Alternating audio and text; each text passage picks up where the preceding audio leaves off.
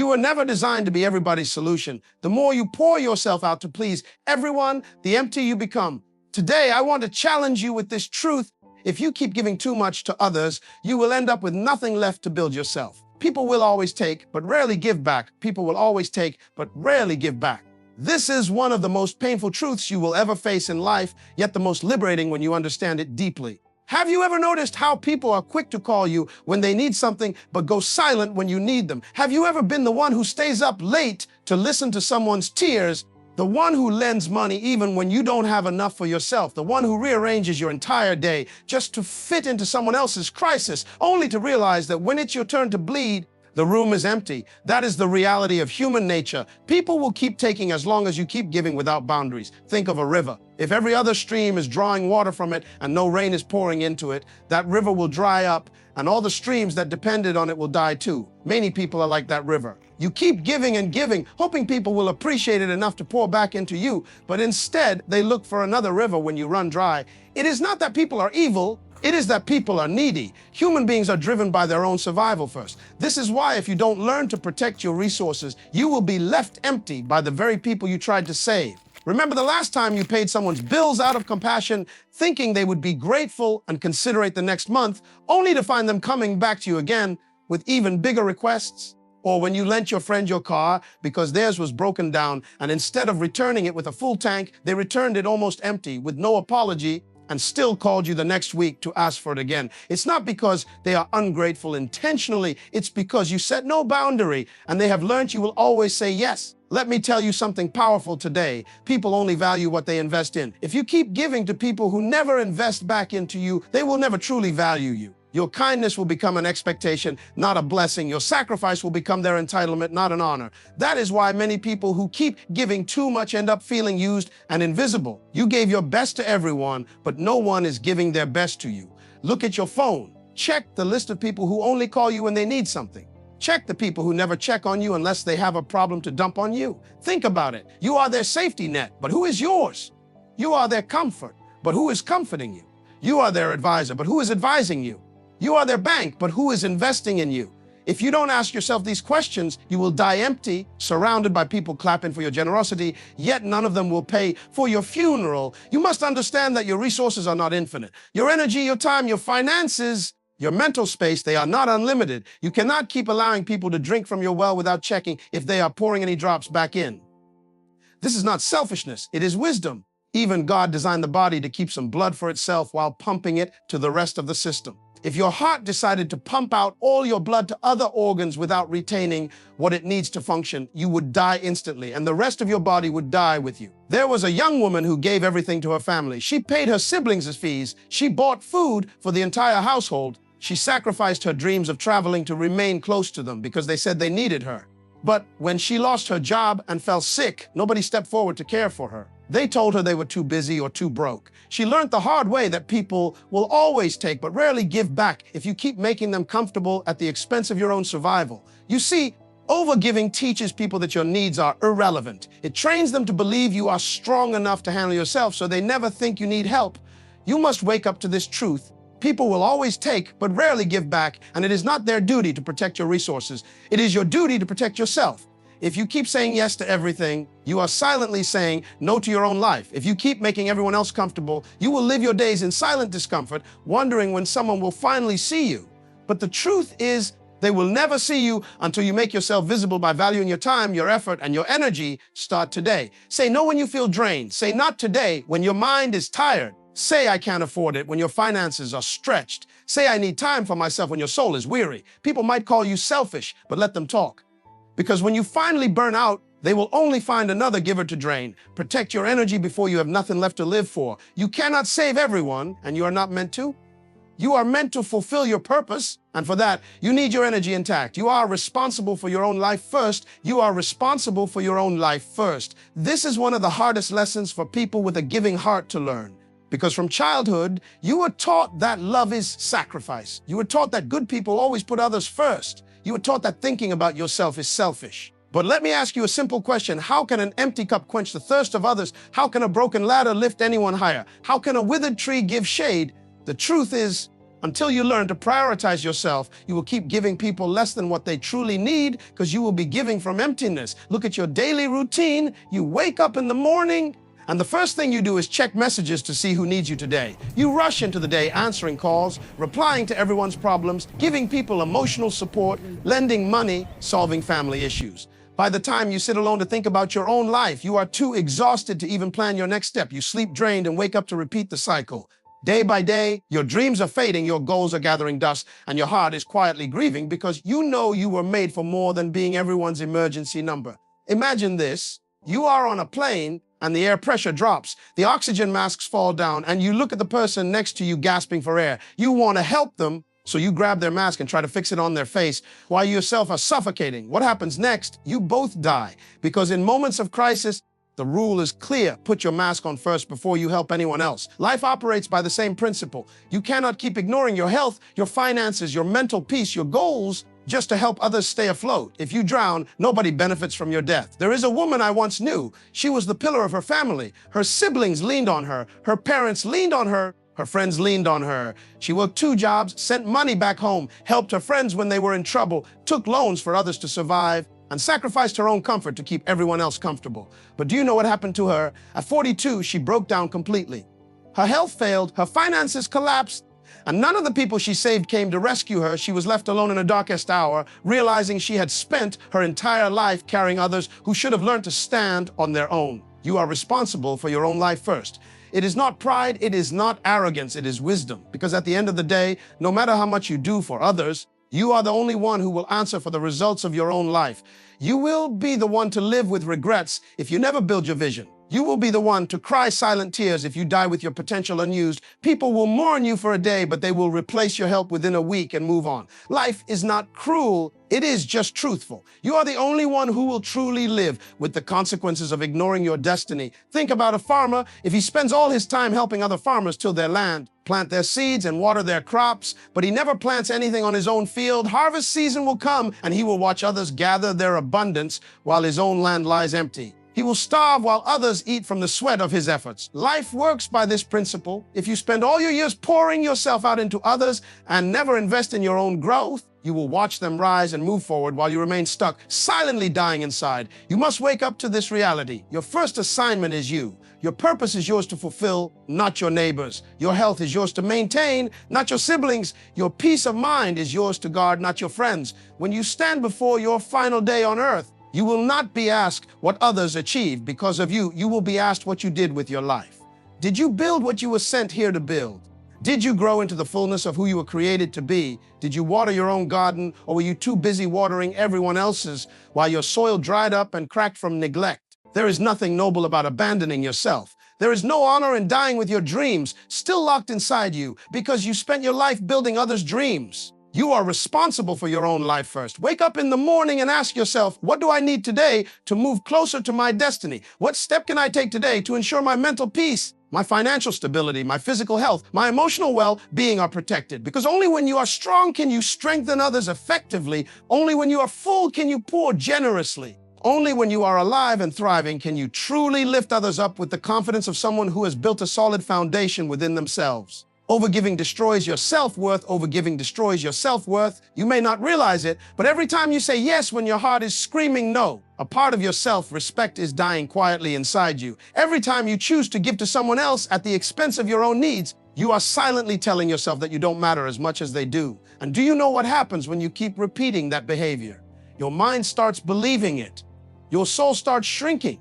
You start waking up in the morning feeling like you have no value outside of what you give to others. Think about it. When was the last time you sat alone in your room and felt proud of yourself, not for what you did for others, but for simply existing, breathing, and being you? Many people don't even know who they are anymore because their entire identity has been built around being a giver.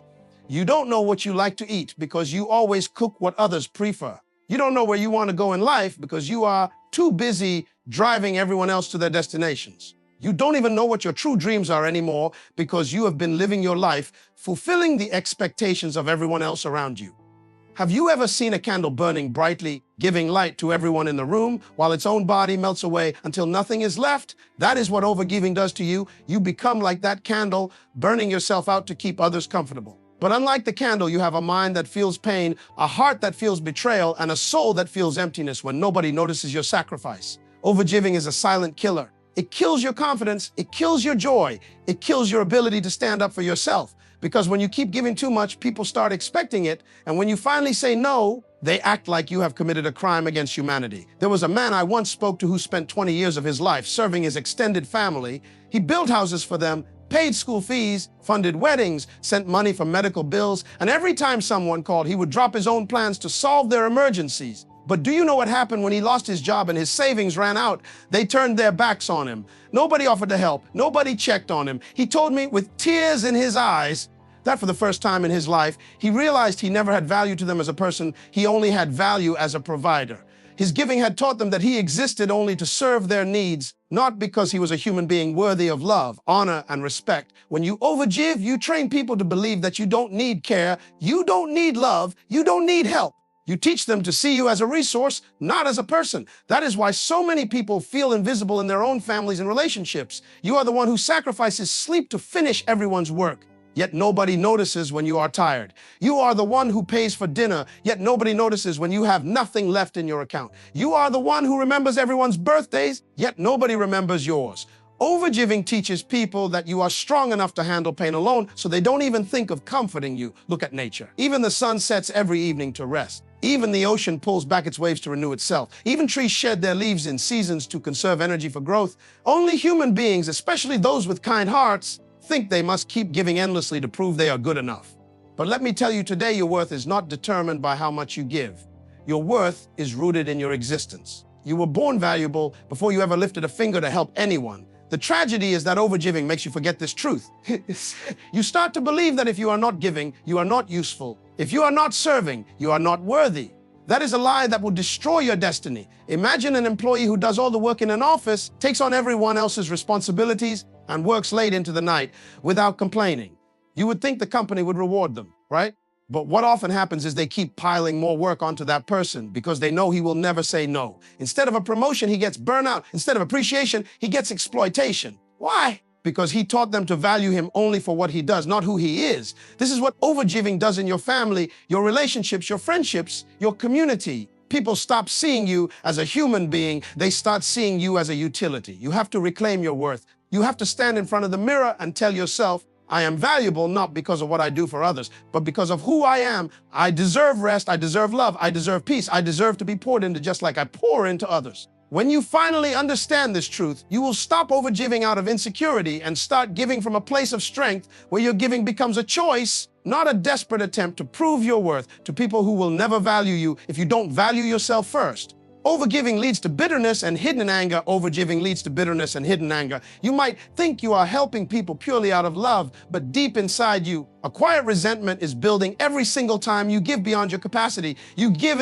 and you tell yourself, I am strong, I am good, I am selfless. But when you go to bed at night, there is a heaviness in your chest that refuses to let you sleep. You feel angry, but you don't know why. You feel tired, but you keep moving. You feel like crying, but you swallow your tears. And this hidden bitterness becomes like poison in your soul. Think about your own life. Have you ever lashed out at someone for something small and later wondered why you reacted so harshly?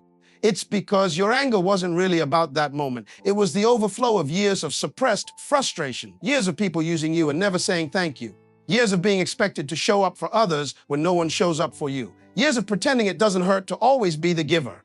Your anger is not sudden. It is accumulated pain that you never addressed because you were too busy meeting everyone else's needs. There is a story of a woman who was known for being the nicest person in her family. She was always there to help with babysitting, cooking errands, and lending money.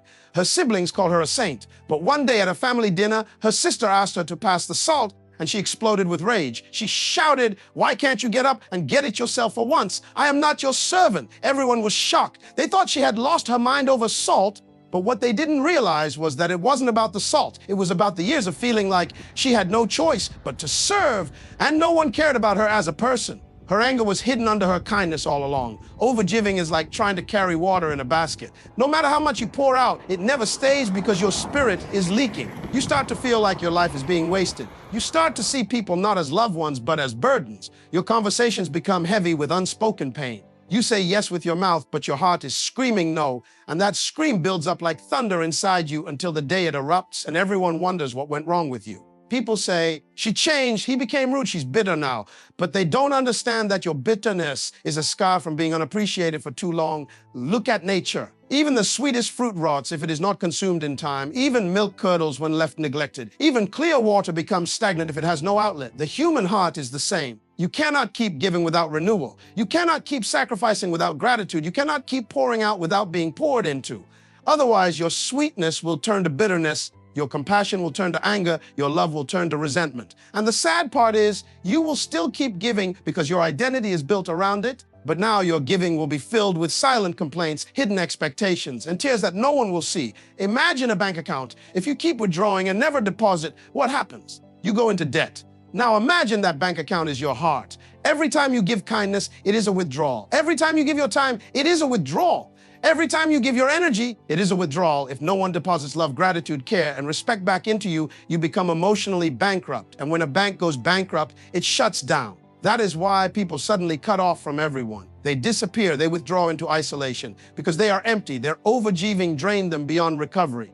You need to understand that it is not selfish to protect yourself from this bitterness. It is wise. Because when bitterness enters your heart, it poisons your relationships. You start seeing everyone as ungrateful. You start doubting people's intentions. You start feeling like a victim in every situation. Even your genuine love becomes contaminated with silent anger. That is not how you were meant to live. You were created to love freely, to give with joy, to serve with peace. But overgiving steals that purity from you. It replaces your joy with exhaustion, your peace with hidden rage, your kindness with forced duty. There is a man who worked day and night for his family, paying bills, solving problems, carrying everyone's burdens on his shoulders. One day, his daughter asked him to help her with homework, and he snapped, "Can't you see I'm tired? Leave me alone!" She walked away crying. Later, he sat alone thinking, why did I shout at her?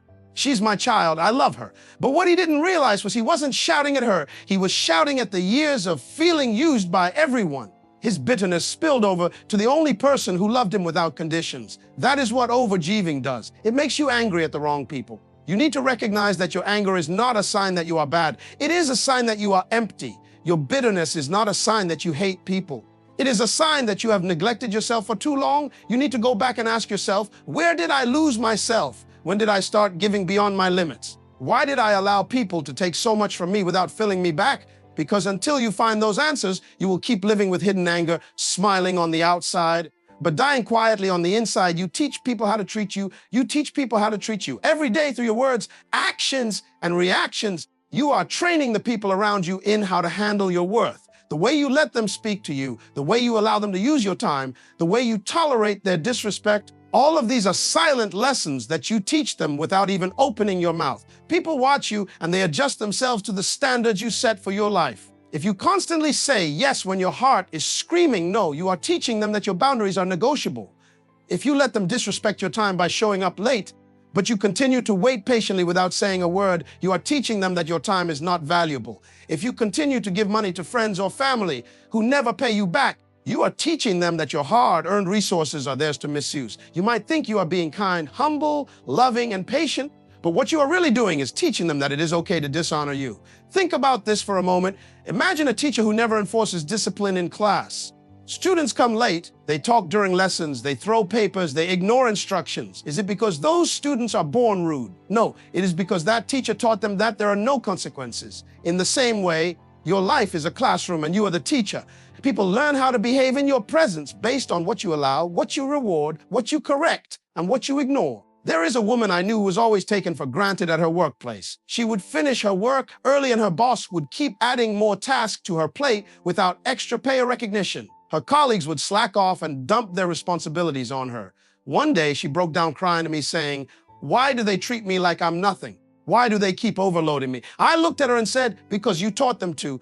Every time you accepted the extra work without complaint, every time you stayed late to finish tasks that were not yours, every time you covered for someone's laziness, you taught them that this is who you are, the person who will always carry other people's load out."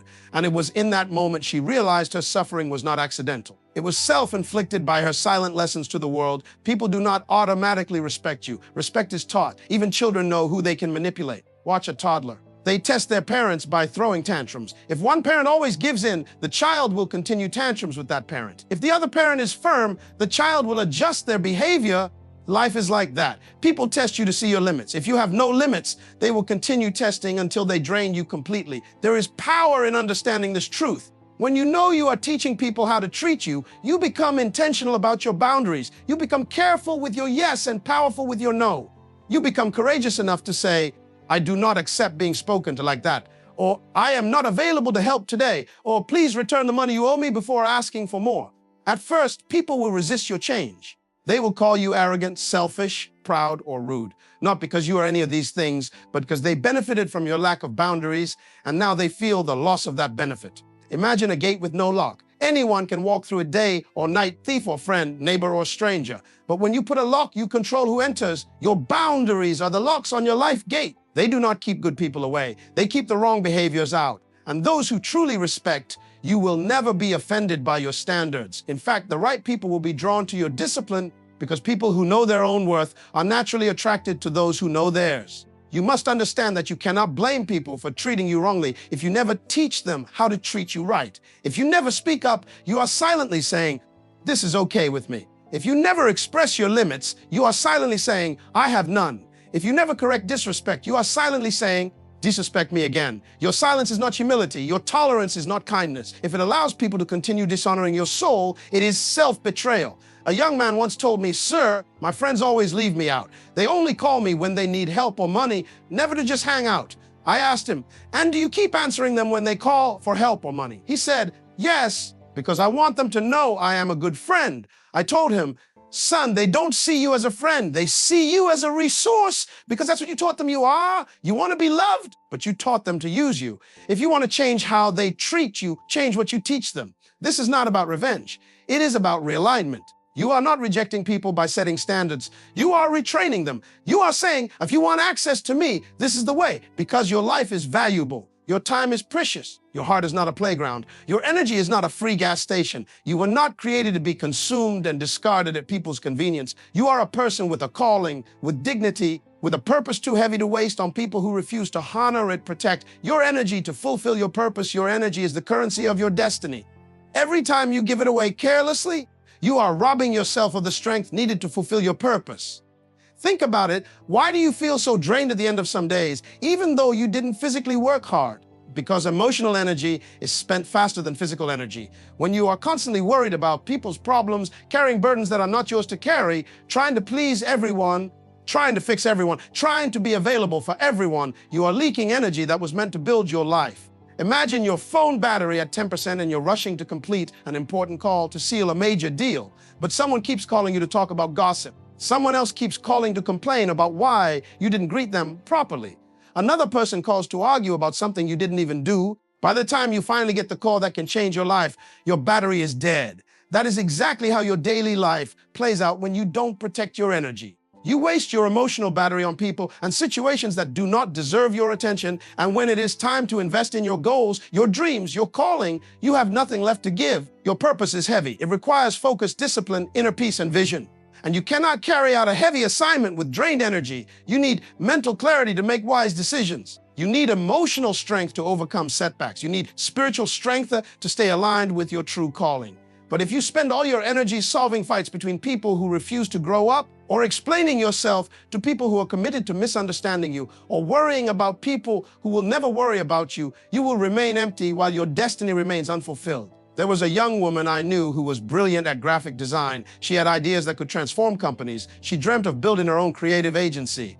But every day, she would come home from work and spend 3 hours on the phone listening to her friend complain about her toxic relationship. Every single day, the same complaints, the same tears, the same drama, and no intention to change. After the calls, this young woman would feel so drained she couldn't even open her laptop to build her portfolio. Months passed, and her dream remained stagnant. One day, she realized something powerful. I am investing the best of my energy into a story that is not mine. I am funding someone's emotional drama with my life fuel while my own future is starving. When she decided to create boundaries, her friend called her selfish. But she held her ground and used her evenings to build her portfolio. Within months, she landed her first big international contract and opened her design agency. The same friend who called her selfish came back to congratulate her and ask for a job. Listen, to me, people will call you selfish when you stop letting them use you. But that is only because your free energy made their life comfortable. Do not apologize for protecting your power. You were not born to solve everyone's problem. You were born to solve specific problems connected to your assignment on earth. Your energy is like seed. If you keep throwing it on rocky ground, it will never grow. If you keep throwing it on the road, birds will eat it up. But if you invest it in fertile ground, your vision, your skills, your purpose, your health, your peace, it will produce a harvest beyond your imagination. You must ask yourself daily, is this conversation worth my energy? Is this argument worth my peace? Is this relationship draining me or fueling me? Is this commitment aligned with my assignment, or is it a distraction wearing the mask of obligation? There is a man I once counseled who was deeply gifted in teaching business strategies. But every time he planned to write his book or record his courses, his relatives would call him to settle their fights, fix their debts, or come to every family gathering. He told me, I don't go. They will say I'm proud and ungrateful. I asked him, but what is their opinion funding in your life? Are they helping you write your book? Are they the ones feeding your vision?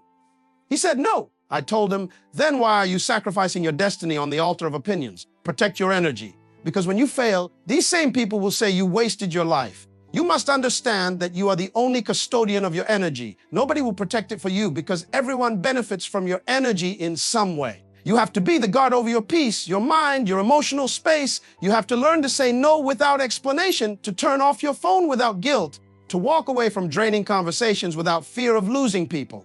Because the people who truly value you will respect your boundaries, and those who don't were only connected to your energy, not your destiny. You have listened to these words today, not by accident, but because life is demanding that you rise to a new level of self-awareness. You must realize that every time you say yes to things that drain you, you are saying no to the life you truly desire. Every time you invest your precious hours fixing someone's chaos that they refuse to fix themselves, you are withdrawing from the bank account of your destiny.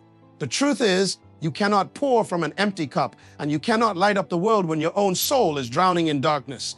People will always want more from you, more of your time, more of your listening ear, more of your emotional energy. But you must decide that your purpose is too important to be compromised by their unending demands. Remember this, you were not born to keep others comfortable while your dreams remain uncomfortable. You were not born to keep others warm while your own fire dies out.